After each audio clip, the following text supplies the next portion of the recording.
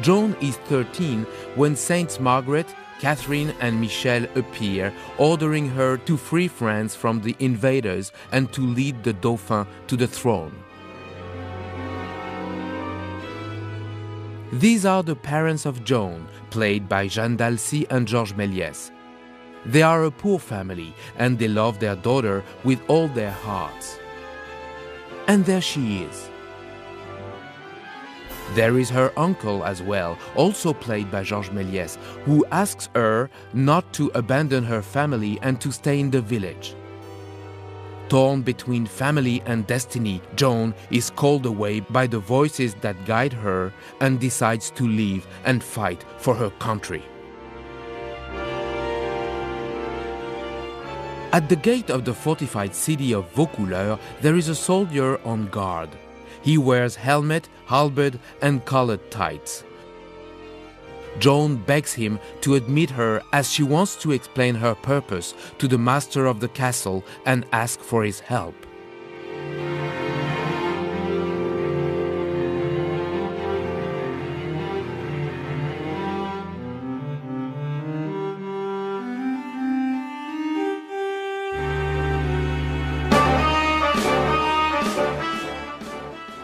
In the castle, Lord Robert de Baudricourt, also played by George Méliès, leads a frivolous life.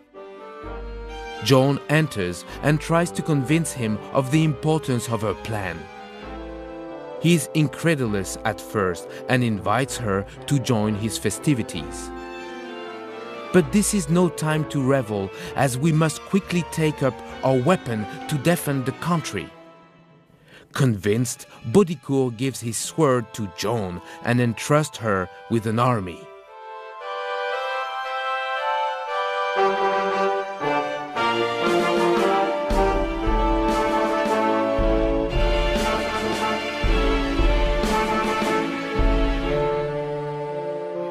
Orléans is freed from the English. The glorious march can start with bravos. Joan is now dressed as a soldier on her armored horse.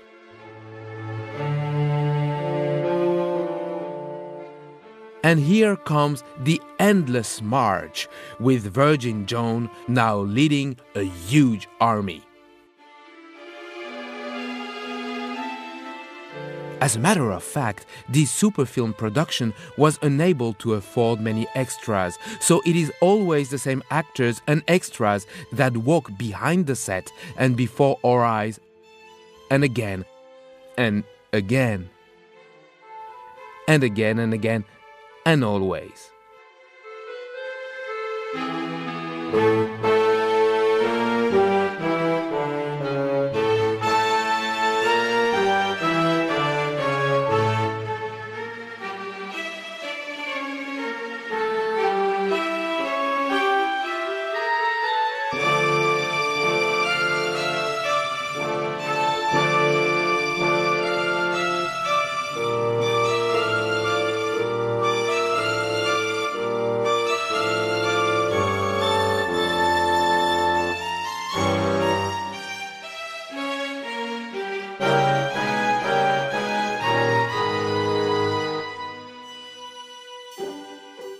On July 17, 1429, in the Cathedral of Reims, King Charles VII is declared sacred by the Archbishop Renaud of Chartres. Thanks to the inspiration of Joan, then aged 17, he gradually frees the north of France, occupied by the English.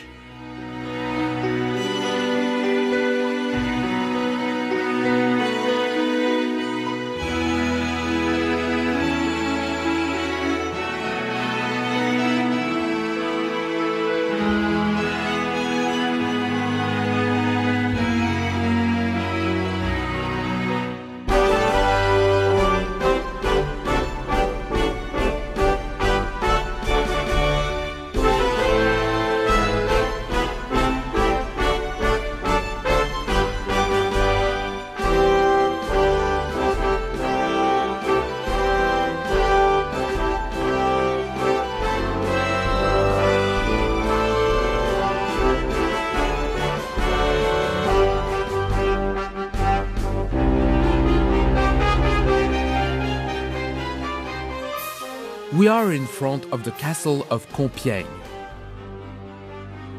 There is Joan of Arc, now chief of the army, who commands the attack. Under her command, they start to demolish the fence. One enemy soldier grabs Joan and carries her to the castle. The battle continues. We must liberate Joan. 6 of her faithful soldiers, one of them played by George Méliès, of course, attempt an attack. They plant ladders in the trench along the castle walls.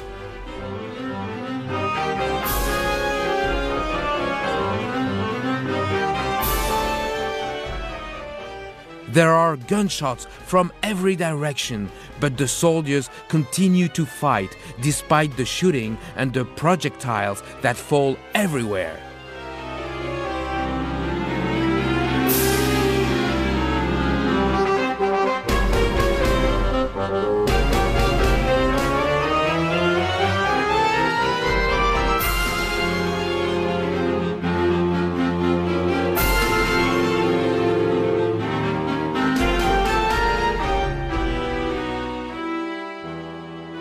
Joan, prisoner, is thrown in the tower of the castle of Philippe Auguste, where she is chained. Exhausted, she falls asleep. In her dreams, Saint Michel appears to her one last time to remind her of her promises and her destiny. Then, 2 saints come to light up the dreams of the Virgin Joan.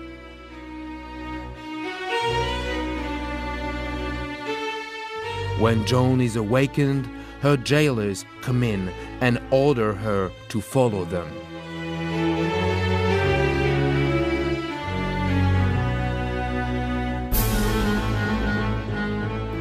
We are in the hall of the castle.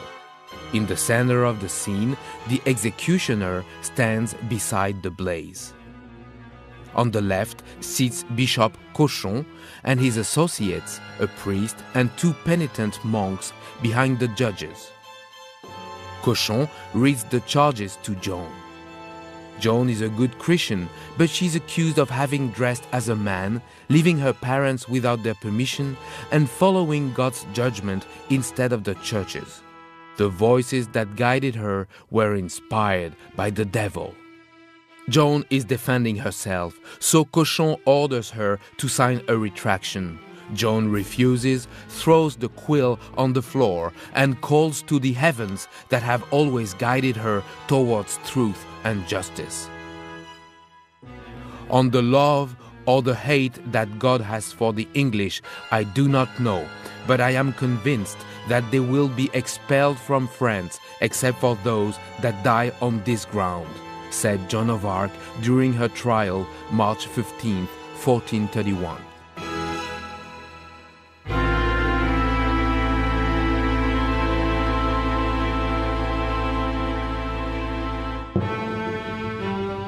At the market square in Rouen, the pyre is set.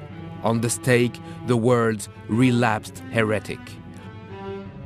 Cochon will take his seat on the stand on the right of the scene.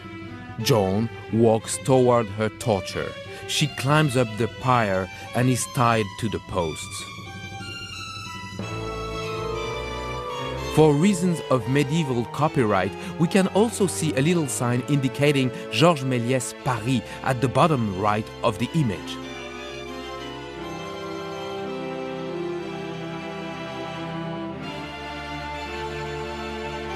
As the first flames raise, a priest arrives and gives Joan a cross to kiss, a sign of redemption. Finally, a man, again played by George Méliès, adds fuel to the pyre, then falls, poisoned by the smoke. The shocked soldier point out to the sky and remorsefully shout, "We have burnt a saint." Joan's arrival into heaven. Joan the Sacred comes out of the wooden floor of the studio, opening her arms as a sign of blessing.